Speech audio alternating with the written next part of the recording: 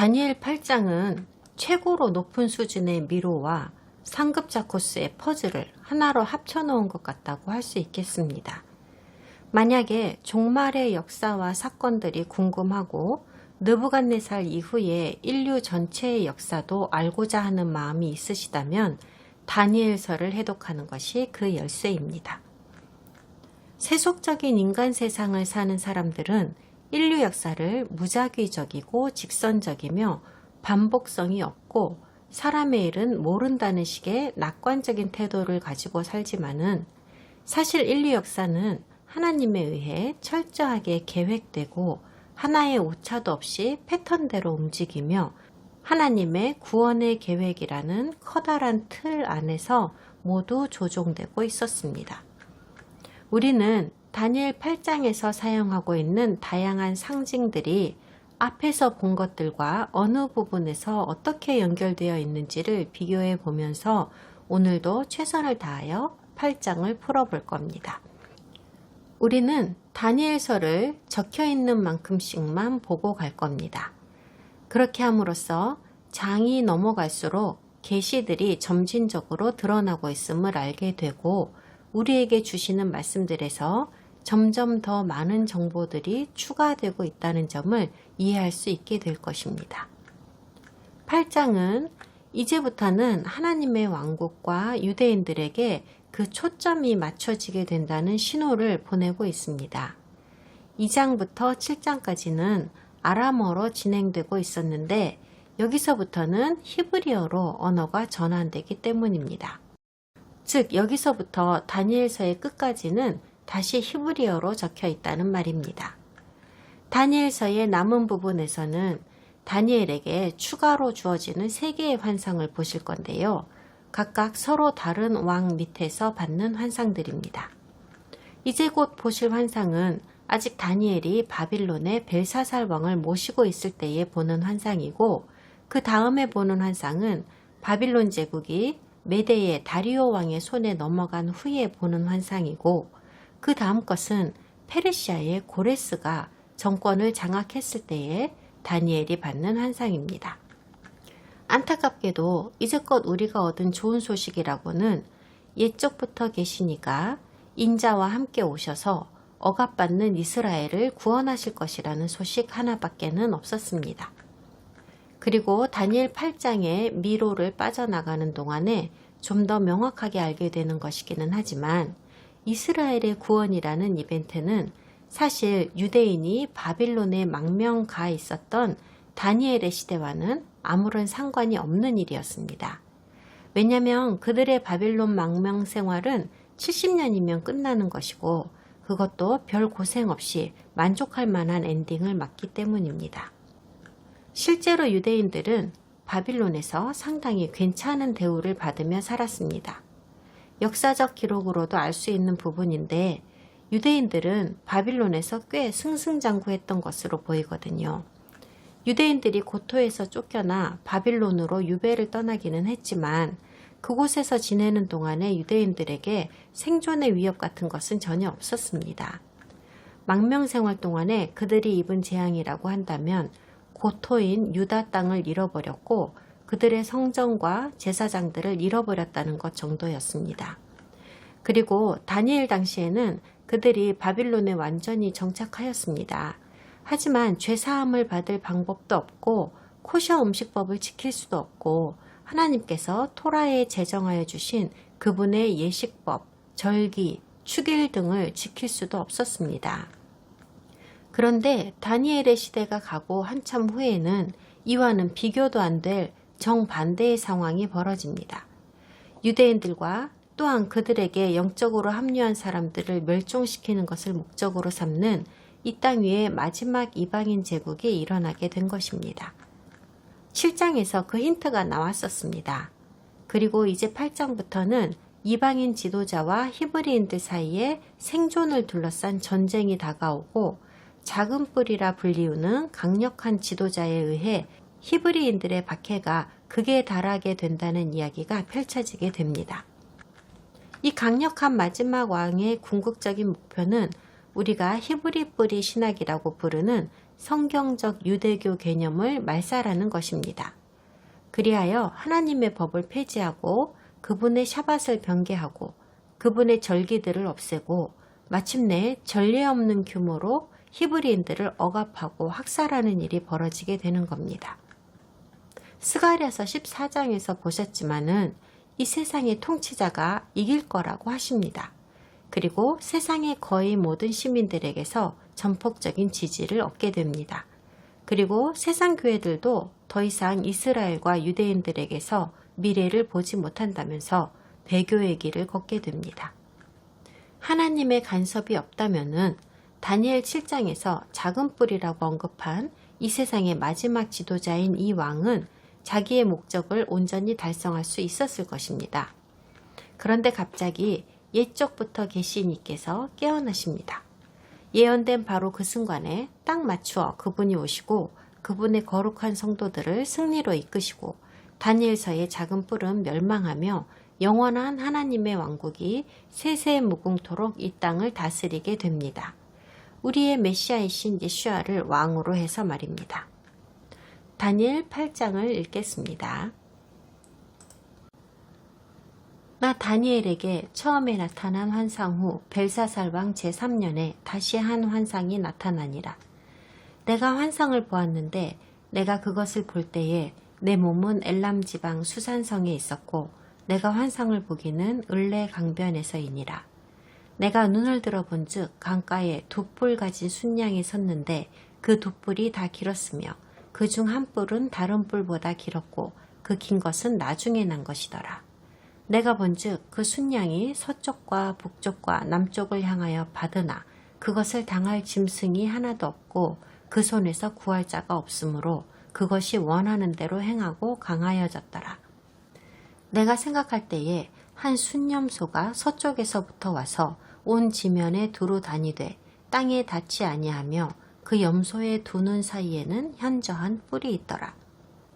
그것이 두 뿔 가진 순양 곧 내가 본 바 강가에 섰던 양에게로 나아가되 분노한 힘으로 그것에게로 달려가더니 내가 본즉 그것이 순양에게로 가까이 나아가서는 더욱 성내어 그 순양을 쳐서 그 두 뿔을 꺾으나 순양에게는 그것을 대적할 힘이 없으므로 그것이 순양을 땅에 엎드러뜨리고 짓밟았으나 순양을 그 손에서 벗어나게 할 자가 없었더라. 순념소가 스스로 심히 강대하여 가더니 강성할 때에 그 큰 뿔이 꺾이고 그 대신에 현저한 뿔 넷이 하늘 사방을 향하여 났더라. 그 중 한 뿔에서 또 작은 뿔 하나가 나서 남쪽과 동쪽과 또 영화로운 땅을 향하여 심히 커지더니 그것이 하늘 군대에 미칠 만큼 커져서 그 군대와 별들 중에 몇을 땅에 떨어뜨리고 그것들을 짓밟고 또 스스로 높아져서 군대의 주제를 대적하며 그에게 매일 드리는 제사를 없애버렸고 그의 성소를 헐었으며 그의 악으로 말미암아 백성이 매일 드리는 제사가 넘긴 바 되었고 그것이 또 진리를 땅에 던지며 자의로 행하여 형통하였더라. 내가 들은즉 한 거룩한 이가 말하더니 다른 거룩한 이가 그 말하는 이에게 묻되 환상에 나타난 바 매일 드리는 제사와 망하게 하는 죄악에 대한 일과 성소와 백성이 내준 바 되며 짓밟힐 일이 어느 때까지 이를꼬 하매 그가 내게 이르되 2300 주야까지니 그때에 성소가 정결하게 되리라 하였느니라. 나 다니엘이 이 환상을 보고 그 뜻을 알고자 할 때에 사람 모양 같은 것이 내 앞에 섰고 내가 들은즉 을레강 두 언덕 사이에서 사람의 목소리가 있어 외쳐 이르되 가브리엘아 이 환상을 이 사람에게 깨닫게 하라 하더니 그가 내가 선 곳으로 나왔는데 그가 나올 때에 내가 두려워서 얼굴을 땅에 대고 엎드리매 그가 내게 이르되 인자야 깨달아 알라 이 환상은 정한 때 끝에 관한 것이니라. 그가 내게 말할 때에 내가 얼굴을 땅에 대고 엎드리어 깊이 잠들매 그가 나를 어루만져서 일으켜 세우며 이르되 진노하시는 때가 마친 후에 될 일을 내가 내게 알게 하리니 이 환상은 정한 때 끝에 관한 것임이라. 네가 본 바 두 뿔 가진 순양은 곧 메대와 바사 왕들이요 털이 많은 순념소는 곧 헬라 왕이요 그의 두 눈 사이에 있는 큰 뿔은 곧 그 첫째 왕이요 이 뿔이 꺾이고 그 대신에 내 뿔이 났은즉 그 나라 가운데에서 내 나라가 일어나되 그의 권세만 못하리라. 이 내 나라 마지막 때에 반역자들이 가득할 즈음에 한 왕이 일어나리니 그 얼굴은 뻔뻔하며 속임수에 능하며 그 권세가 강할 것이나 자기의 힘으로 말미암은 것이 아니며 그가 장차 놀랍고 파괴 행위를 하고 자의로 행하여 형통하며 강한 자들과 거룩한 백성을 멸하리라. 그가 꾀를 베풀어 제 손으로 속임수를 행하고 마음에 스스로 큰 체하며 또 평화로운 때에 많은 무리를 멸하며 또 스스로 서서 만왕의 왕을 대적할 것이나 그가 사람의 손으로 말미암지 아니하고 깨지리라. 이미 말한 바 주야에 대한 환상은 확실하니 너는 그 환상을 간직하라. 이는 여러 날 후의 일임이라 하더라. 이에 나 다니엘이 지쳐서 여러 날 앓다가 일어나서 왕의 일을 보았느니라. 내가 그 환상으로 말미암아 놀랐고 그 뜻을 깨닫는 사람도 없었느니라. 제1절은 다니엘이 이 이상을 본 시기를 알려줍니다. 다니엘이 다니엘 7장에서 첫 번째 이상을 받고 나서 2년이 흐른 시점으로 그동안 다니엘은 첫 번째 이상이 무슨 뜻이었을지에 대해서 생각할 시간이 충분히 있었습니다. 다니엘은 지금 거의 70살 정도가 되었을 시기입니다. 이상, 환상이라고 번역한 히브리어는 하존입니다. 이상이나 환상도 잘못된 번역은 아닙니다만 성경의 다른 부분에서는 하존을 계시라고 번역하기도 하였습니다. 딴 길로 세려는 의도는 없습니다만 다니엘이 이번에 본 환상은 이전에 본 것이랑은 좀 다르다는 것은 알고 넘어가야 할 것 같습니다. 첫 번째 환상은 말 그대로 환상이나 꿈과 같은 경험이었고 반쯤 잠들어 있는 상태에서 본 것이라는 점 때문입니다. 그런데 8장의 이 경험은 마치 신약 성경의 요한이 하나님의 말씀을 받아 적었던 것과 비슷한 상황이었다고 할 수 있습니다. 요한계시록의 계시록은 바로 하존을 번역한 것입니다. 예수 그리스도의 계시라. 이는 하나님이 그에게 주사 반드시 속히 일어날 일들을 그 종들에게 보이시려고 그의 천사를 그 종 요한에게 보내어 알게 하신 것이라. 요한은 하나님의 말씀과 예수 그리스도의 증거, 곧 자기가 본 것을 다 증언하였느니라. 2절에서는 다니엘이 자기가 엘람시의 수도인 수산성에 있었고 을레 강변에 서 있었을 때 이것을 보았다고 말합니다. 수산성은 수사라고도 알려져 있는 곳인데 현대 이란어로 하자면 슈시라고 불렀던 곳입니다. 고고학자들의 주장에 의하면 이 도시는 매우 오래된 도시로서 처음 지어진 것은 기원전 4000년경이고 십자군 당시까지도 남아 있었다고 합니다. 수사는 요새나 성체로 불리울 만큼 튼튼하고 웅장한 벽으로 둘러싸인 난공불락의 훌륭한 도시였습니다. 그래서 페르시아가 바빌론을 정복했을 때 그들은 수산을 그들의 새로운 수도로 삼았었습니다. 다니엘의 이 환상은 미래를 예언하시려는 목적으로 주신 것이었으므로 다니엘을 이 수산성으로 데려가신 것이 아닐까 합니다. 이곳은 두 번째 이방인 제국인 메데 바사의 정부가 들어서게 되는 곳이기 때문입니다. 이 구절은 실제로 다니엘이 수산성을 방문하여 그곳에 있었다는 말인지 아니면 그의 혼령이 거기로 이끌려 갔다는 말인지 불분명하기 때문에 유대교와 기독교에서 참 논쟁이 많은 구절입니다. 수산성은 마치 연극 제작을 위한 무대 같은 요소로서 하나님의 계시의 의미와 목적을 이해하고 이 예언을 시각화하도록 돕는 역할을 하고 있습니다. 다니엘이 이 이상한 환상을 받았을 때 그가 실제로 거기에 있었다고 많은 유대인들은 믿고 있기 때문에 다니엘의 무덤도 이 수산성에 있습니다. 네, 맞아요. 그의 무덤이 생뚱맞게 이란에 있습니다. 그리고 실제로 그는 적어도 한 번 이상은 수산성에 방문한 적이 분명히 있을 겁니다. 바빌론의 대사 자격으로 말입니다. 하지만 무덤이라는 것이 반드시 장본인이 그 안에 누워 있으라는 법은 없습니다. 한 예로 선조들의 무덤으로 유명한 헤브론의 막벨라 골 있지 않습니까?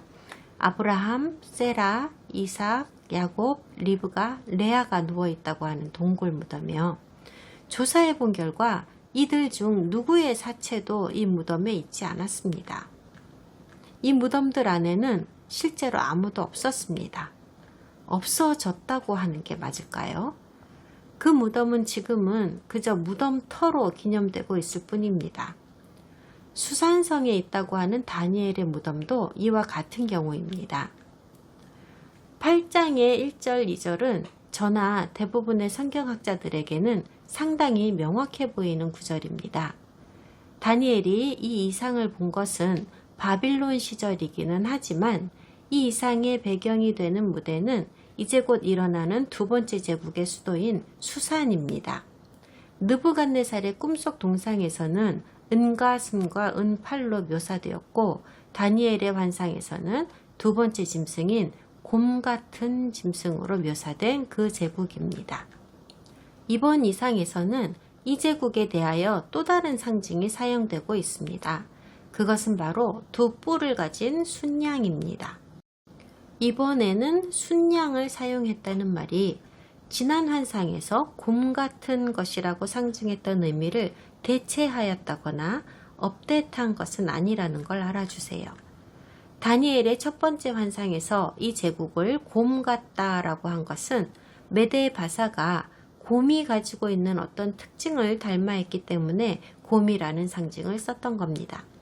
그런데 여기에서 순양이라는 상징을 쓴 이유는 순양은 페르시아의 수호신을 나타내는 상징이기 때문입니다. 다니엘의 시대보다 1000년이나 앞서 존재하던 조로아스터교의 성경인 젠데베스타에는 그들의 하나님인 이제드베람이 갈라진 발굽과 날카로운 뿔을 가진 순양의 모습을 하고 있다고 적혀 있습니다.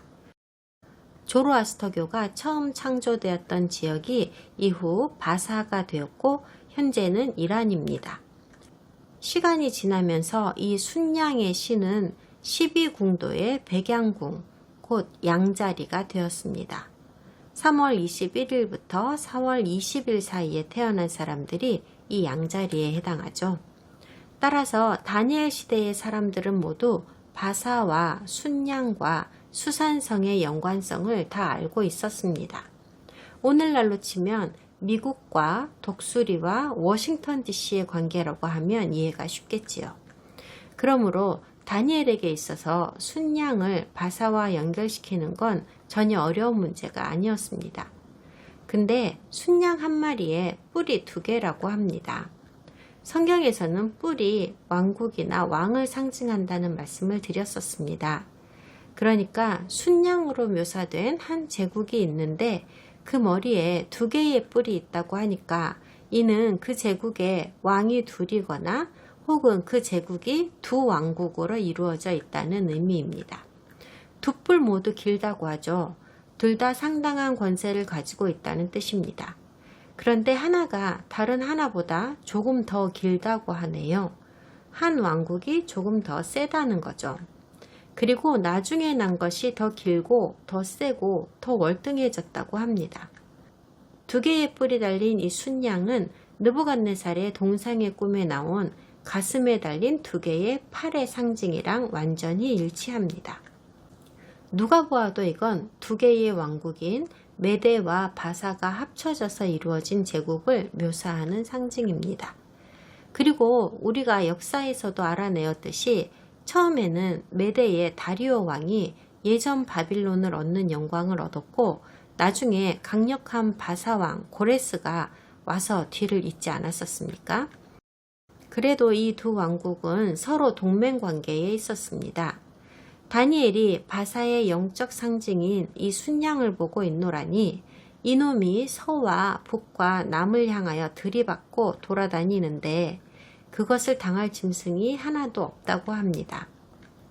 이것은 메데 바사가 서쪽과 북쪽과 남쪽으로 뻗어나간다는 말인데 동쪽으로 간다는 말은 없습니다. 모든 이방 나라들은 동물 모양이든 어떤 모양이든 각각의 신들을 가지거나 지켜주는 수호영들이 있습니다. 그러니까 이 순양에게 당할 짐승이 없다는 표현은 바사의 신인 순양이 다른 신들을 나타내는 다른 짐승들을 이긴다는 말이고, 즉 다른 왕국들을 이긴다는 말이 됩니다. 지나온 역사를 되돌아보면 이 예언이 아주 정확하게 들어맞았음을 알 수 있습니다. 메데 바사가 서쪽으로는 바빌론, 시리아, 그리고 아주 많은 소아시아 지역을 정복하였습니다. 북쪽으로는 아르메니아, 그리고 카스피안 해협의 지역들을 정복하였습니다. 스키타이라고도 불리우는 지역입니다. 남쪽에 있던 그들의 주요 정복지에는 이집트와 이디오피아, 그리고 히브리인들의 성지도 포함됩니다. 이곳은 바빌론 제국이 이미 손에 넣었던 지역이니까요. 그들은 동쪽으로도 세를 펼치려고 하였으나 격퇴당하기 일쑤였고, 아주 조금 손에 넣기는 했지만 그 역시도 오래 가지고 있지는 못했습니다. 또 다른 것도 잠시 보겠습니다. 다니엘의 첫 번째 환상에서는 메데 바사를 상징하기 위하여 사용된 동물이 곰이었습니다. 기억하실지 모르겠습니다만 그 곰이 입에 갈빗대 3개를 물고 있었더랬습니다. 그 3개의 갈빗뼈에 대해서 전에는 추정만 했었는데 오늘 그것이 분명하게 밝혀졌습니다. 3개의 갈빗대로 상징된 것은 4개의 방위 중 메데 바사가 성공적으로 정복한 3개의 방위를 말하는 것입니다. 서쪽과 북쪽과 남쪽입니다. 동쪽은 빠졌습니다. 안 그랬으면 곰의 입에 있는 갈빗대가 4개였어야 할 테니까요. 5절에서 이제 다니엘이 생각을 하기 시작했다고 합니다. 상징들이 무엇을 계시하는 것인지 느낌이 오기 시작한 겁니다. 최소한 당시의 지리적 상황만 보더라도 이 이상이 어떻게 전개될 것인지 뻔히 보였거든요. 메데 바사가 바빌론을 언제 함락할 것인지는 그저 시간 문제일 뿐이었습니다. 몇 주 후일지 몇 달 후일지 어쨌든 바로 코앞에 닥쳐 있었던 겁니다. 이미 메데 바사는 여러 지역을 점령해 나가고 있었고 월척을 하나 남겨놓은 정도였습니다. 바로 바빌론이죠. 그런데 다니엘이 도무지 이해할 수 없는 계시가 하나 있었습니다. 서쪽에서 나타났다고 하는 순념소입니다. 땅에 닿지도 않으면서 온 지면에 두루 다닌다고 합니다. 이 말은 바다며 산이며 강이며 할 것 없이 놀라운 속도로 거칠 것 없이 싸돌아 다닌다는 말인데요. 이 순념소를 다니엘의 첫 번째 환상이랑 연결시켜 보겠습니다. 바빌론 이후에 메데 바사가 일어났죠. 사자 다음에 나타난 곰이었습니다. 그리고 세 번째 짐승은 표범이라고 했는데 4개의 머리가 달렸고 3의 날개를 가졌다고 했었습니다. 보통의 새들처럼 2개의 날개가 아니라 4개의 날개가 있다고 했었어요. 그러니 얼마나 높고 빠르게 날겠습니까? 종합해보면 날개를 가진 세 번째 짐승과 여기서 말하고 있는 순념소는 아주 높이 치솟아 올라서 엄청나게 먼 곳까지 그 영향력을 미치고 빛의 속도로 아주 빨리 뻗어나가는 제국을 상징합니다. 서쪽에서 온 이 굉장한 순념소는 이마에 현저한 뿔이 있다고 하는데 2눈 사이에 있다고 해요. 뿔은 왕이나 왕국을 나타내는 거라고 했죠. 이 순념소의 공격에 순양은 속수무책이라고 합니다. 이 이상에서 순양이 을레 강가에 서 있다고 했었는데 바사 제국의 수도인 수산성을 지나는 강이 을레입니다. 그러므로 순양은 바사 제국의 수산성과 밀접하게 연관되어 있다는 것을 보여주는 것으로 이 순양은 메데 바사 제국을 의미하고 이제 순념소로 상징되는 제국에게 무너지게 된다는 말입니다. 순양에게 있다고 하는 2뿔은 메데와 바사 제국과 그 왕들을 말하는 것이며 이 뿔들이 순념소의 포악함에 부러지고 맙니다. 순양이 패배한다는 상징입니다. 이제 곧 말씀드리게 되지만 미리 좀 알려드리면 이 순념소는 그리스라고 해석됩니다. 기술적으로는 마케도니아 그리스라고 하는 게 맞습니다. 그러니까 막강한 힘을 가지고 뿔이 하나 달린 이 순념소는 그 누구도 당할 자가 없었던 희대의 정복자인 알렉산더 대왕을 의미합니다. 그런데 8절에 가서 순념소의 뿔에게 예상치 못한 일이 일어납니다. 뿔이 부러져 버린대요. 그리고 그 자리에서 다른 4개의 뿔이 새로 올라오는데 4방 위로 올라옵니다. 그리고 이 상징이 무엇인지는 역사가 분명하게 증명해 주었습니다. 기원전 323년 알렉산더 대왕의 권세가 하늘을 찌르고 있을 때에 33살의 생일을 한 달 앞둔 시점에 알렉산더 대왕이 죽습니다. 사망 원인은 정확하게 밝혀진 것이 없지만 고열과 오한에 시달렸고 체력이 극도로 약해졌다고 기록되어 있으며 불과 열흘 만에 사망에 이르렀다고 합니다. 어떤 이들은 동물에 중독되었을 거라고도 하지만 현대 법의학의 관점으로는 반역은 아니고 아마도 장티푸스 같은 전염병에 걸렸던 것이 아닐까 해석하고 있습니다. 당시에는 매우 흔한 질병이었거든요. 순념소의 현저한 뿔로 묘사된 존재는 이제 죽었습니다. 하지만 순념소 그 자체인 그리스는 여전히 강대하게 건재하고 있었습니다. 알렉산더 대왕은 후계자를 정해놓지 않았습니다. 이제 갓 33살이던 사람이 무슨 후계자가 있었겠어요. 그러니 그가 죽자마자 제국의 통치권을 놓고 다툼이 생겼겠죠. 군사정권 시대이기 때문에 장군이 권력을 가지는 건 당연한 일입니다. 자세하게 설명하지는 않겠습니다만 제국을 통솔하던 장군은 4명이 있었습니다. 그래서 제국은 4개의 지역으로 나뉘어졌고 이 4명의 장군들이 각각의 지역을 통솔하게 되었습니다. 제국이 4개의 독립된 나라로 나뉘어졌다는 의미가 아니고요. 각각의 지역을 맡을 책임을 분산하였다는 말입니다. 그런데 4명의 장군이 있다고 하면 이들이 한 명의 왕에게 보고를 하는 통치체제가 일반적이겠지만 이 4명의 장군들 위에 군림하는 더 높은 지위를 가진 사람은 없었습니다. 그러므로 그리스 정부는 결국 디아도코이라는 체제를 구축하게 되었습니다. 쉽게 말하면 복수의 통치자들 체제로 들어갔다는 말입니다. 상황이 이렇게 되면 일반적으로 전쟁이나 암살이나 정치적 음모 같은 것들이 디아도코이 체제에서 발생할 수 있을 것이라고 생각합니다. 그러나 이 4명의 왕은 왕위에 오르자 각자가 서로의 권력을 강화하였고 각자의 통치권을 확립하였습니다. 그래서 마케도니아 지역은 카산드로가, 수아시아와 트라키아 지역은 리시마코스가, 시리아는 셀루쿠스가, 그리고 이집트와 대부분의 성지 지역은 프톨로미가 관할하게 되었습니다. 기술적으로는 이 디아도코이는 5개의 구역에 5명의 지도자로 구성되어 있었는데 그중 안티고누스라고 이름하는 자는 금방 타도되었기 때문에 실질적으로는 4개가 된 것입니다. 다니엘 8장 중 지금까지는 쉬운 부분이었습니다. 해석하기 어렵지 않았어요. 요약하면 2개의 뿔을 가진 순양은 바빌론을 점령한 메데바사입니다. 그리고 하나의 큰 뿔로 메데바사를 파괴하였다고 하는 순념소는 그리스입니다. 2번째 세계제국인 메데바사가 첫 번째 세계제국인 바빌론을 정복하고 3번째인 그리스가 2번째 제국인 메데바사를 파괴합니다. 그런데 9절에 가서 좀 어려운 구절이 등장합니다. 3번째 제국인 순념소가 가진 4개의 뿔 중 하나에서 작은 뿔 하나가 났다고 합니다. 어렵다고 한 이유는 이겁니다.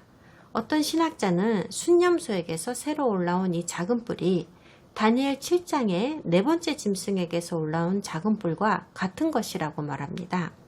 그런가요? 어떻게 그렇게 되나요? 그렇게 주장하는 신학자들의 이론은 7장과 8장의 이상이 하나의 같은 이상이기 때문이랍니다.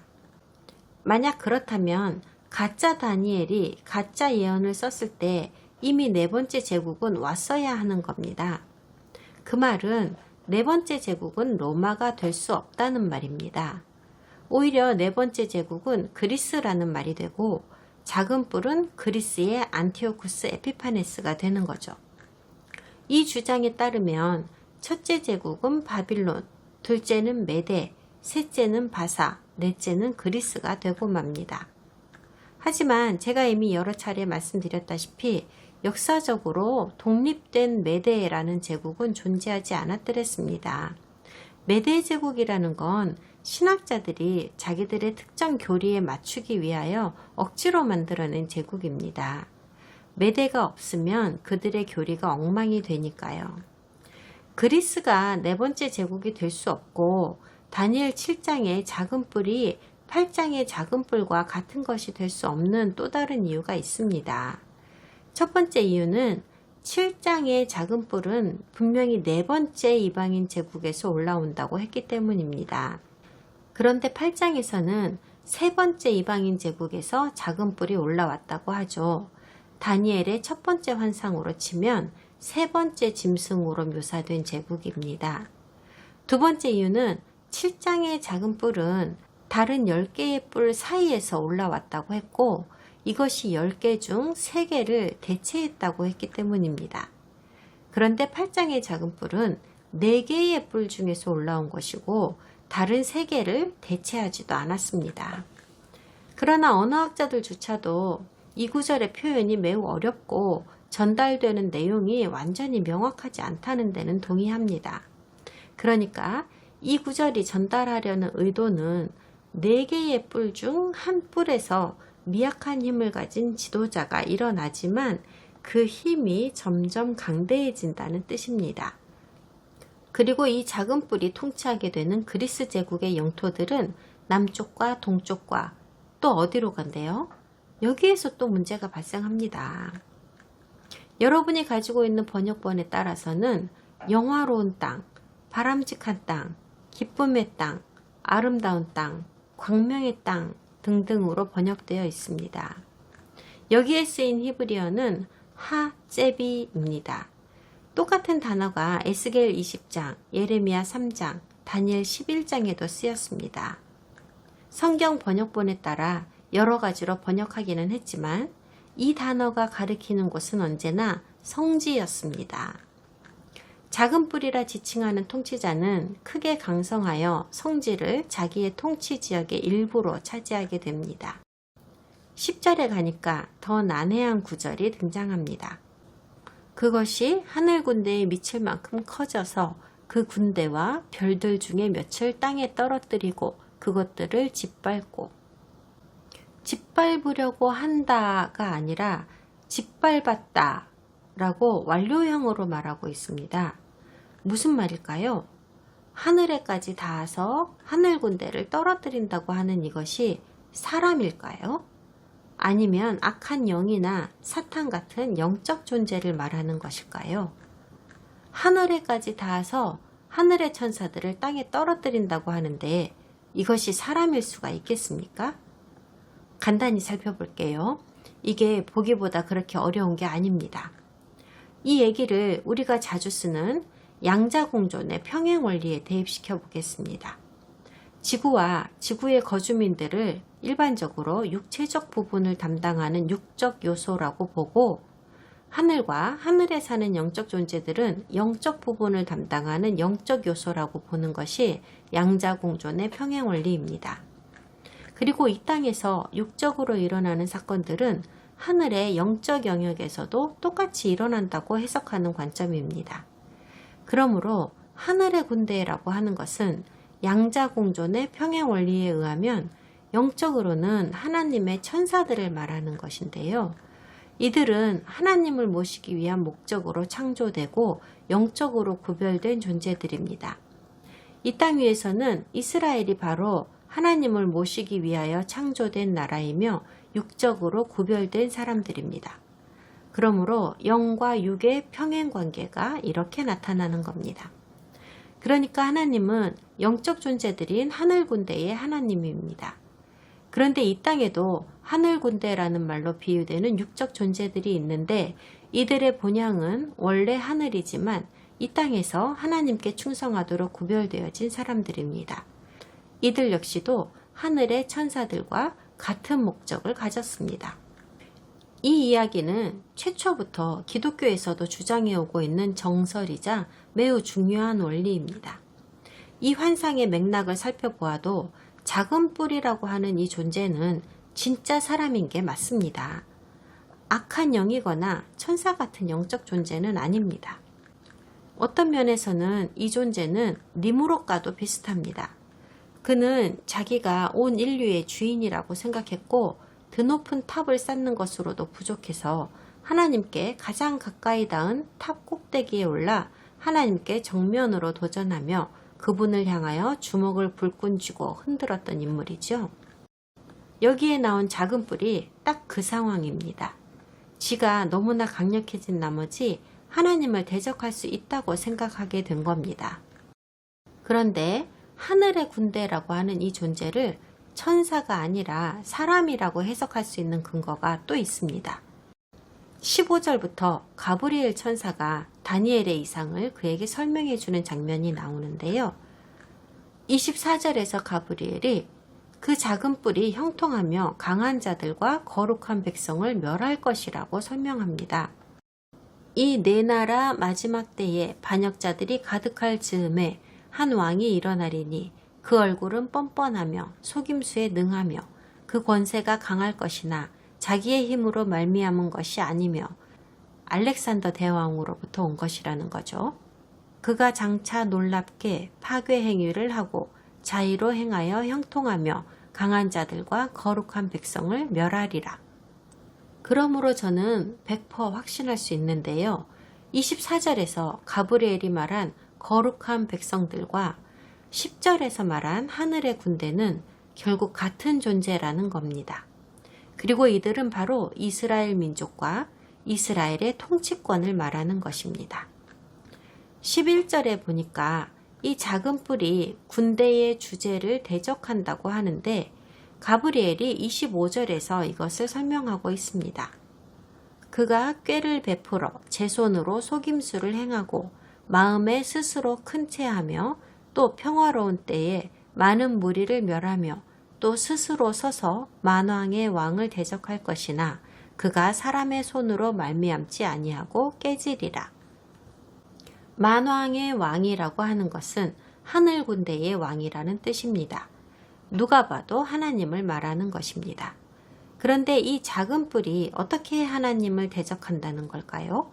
대적한다는 게 무슨 뜻일까요? 또 스스로 높아져서 군대의 주제를 대적하며 그에게 매일 드리는 제사를 없애버렸고 그의 성소를 헐었으며, 그러니까 작은 뿔이 하나님의 성소인 성전을 침략하여 여호와께 드리는 희생제사를 그치게 한 겁니다. 질문입니다. 그럼 이 시점에 성전이 존재하고 있었습니까? 아니죠. 이들은 지금 바빌론에 있습니다. 그러므로 이것은 그들에게는 미래에 일어날 사건입니다. 그리고 이 사건은 하늘의 사건일 수는 없습니다. 이 땅의 육적 존재이든 하늘의 영적 존재이든 간에 하나님의 하늘 성전을 침략하여 그곳에서 시행하는 어떤 제사라도 그만두게 할 수는 없는 것이니까요. 그러므로 여기에 묘사되어 있는 모든 것, 별들이나 하늘의 군대나 작은 뿔이나 성전이나 제사나 이런 모든 것들은 이 땅에서 육적으로 일어나는 이벤트들이며 가해자도 피해자도 모두 사람이 되는 겁니다. 자, 그럼 그리스 제국에서 일어난다는 이 작은 뿔은 누구를 말하는지 보겠습니다. 성경을 잠시 내려놓고 마카베오 상권을 좀 들어보시겠습니다. 개신교의 정경에는 포함되어 있지 않지만 이 책은 진리이며 신뢰할 만한 책입니다. 천주교의 정경에는 포함되어 있으므로 천주교 성경을 인용하겠습니다. 알렉산드로스는 12해를 다스리고 죽었다. 그의 장군들은 저마다 자기 영토를 다스렸다. 그들은 그가 죽은 뒤에 모두 왕관을 쓰고 그들의 자손들도 그 뒤를 이어 오랫동안 그렇게 하였다. 그들은 세상을 악으로 가득 채웠다. 그들에게서 죄의 뿌리가 나왔는데 그가 안티오쿠스 임금의 아들로서 로마의 인질로 잡혀갔던 안티오쿠스 에피파네스이다. 그는 그리스 왕국 137년에 임금이 되었다. 그 무렵에 이스라엘에서 변절자들이 생겨 많은 이들을 이러한 말로 꾀었다. 자, 가서 우리 주변의 민족들과 계약을 맺읍시다. 그들을 멀리하고 지내는 동안에 우리는 재난만 숱하게 당했을 뿐이요. 이 말이 마음에 들어 백성 가운데 몇 사람이 임금에게 기꺼이 나아가자 그는 그들에게 이방인들의 규정을 따라도 좋다는 허락을 내렸다. 그리하여 그들은 이방인들의 풍습에 따라 예루살렘에 경기장을 세우고 할례받은 흔적을 없애고 거룩한 계약을 저버렸다. 이렇게 그들은 이방인들과 한통속이 되어 악을 저지르는 데에 열중하였다. 안티오쿠스는 자기 왕국이 튼튼해지자 이집트 땅까지 지배하여 두 나라의 임금이 되려고 작정하였다. 그는 강력한 군대와 병거와 코끼리 그리고 큰 함대를 이끌고 이집트로 쳐들어갔다. 그가 이집트 임금 프톨레마이오스와 전투를 벌이자 프톨레마이오스는 그 앞에서 몸을 돌려 달아나고 많은 사람이 부상을 입어 쓰러졌다. 안티오쿠스는 이집트 땅 45개 요새 성읍들을 점령하고 그 땅에서 전리품을 거두었다. 143년에 이집트를 쳐부수고 돌아가면서 안티오쿠스는 강력한 군대를 이끌고 이스라엘과 예루살렘으로 올라갔다. 그는 거드럭거리며 성소에 들어가 금제단, 등잔과 그것에 딸린 모든 기물, 제사상과 잔, 대접과 금향로, 휘장과 관을 내우고 성전 정면에 씌워져 있던 금장식을 모두 벗겨냈다. 또 은과 금, 값진 기물들과 깊숙이 간직되어 있던 보물들을 찾아냈다. 그는 마구 사륙을 저지르고 오만불손한 말을 한 다음 그 모든 것을 가지고 자기 나라로 돌아갔다. 이스라엘 곳곳에는 큰 슬픔이 일어 지도자들과 원로들은 탄식하고 처녀 총각들은 기운을 잃었으며 여인들의 아름다움은 사라져갔다. 신랑들은 모두 탄식을 쏟고 신방에 앉아있는 신부들은 슬픔에 잠겼다. 땅도 그 주민들 때문에 떨고 야곱의 온 집안은 수치로 뒤덮였다. 이태 뒤 임금이 유다의 성읍들에 조공징수관을 파견하니 그자가 강력한 군대를 이끌고 예루살렘에 들어왔다. 그가 평화로운 말로 주민들을 속이자 그들은 그를 믿었다. 그러나 그는 갑자기 그 도성을 습격하여 큰 타격을 입히고 이스라엘 백성을 많이 죽였다. 또한 이 도성을 약탈한 다음 불을 지르고 집들과 주위의 성벽을 허물었다. 그의 군대는 또 여자들과 아이들을 포로로 잡고 가축을 빼앗았다. 그러고 나서 그들은 튼튼한 성벽을 높이 쌓고 견고한 탑을 세워 다윗성을 재건하고 자기들의 성체로 삼았다. 그리고 죄 많은 족속과 변절자들을 그 안에 배치시켰다. 이들은 거기에 굳게 자리 잡은 뒤 무기와 양식을 저장하고 예루살렘에서 거둔 전리품을 쌓아두었다.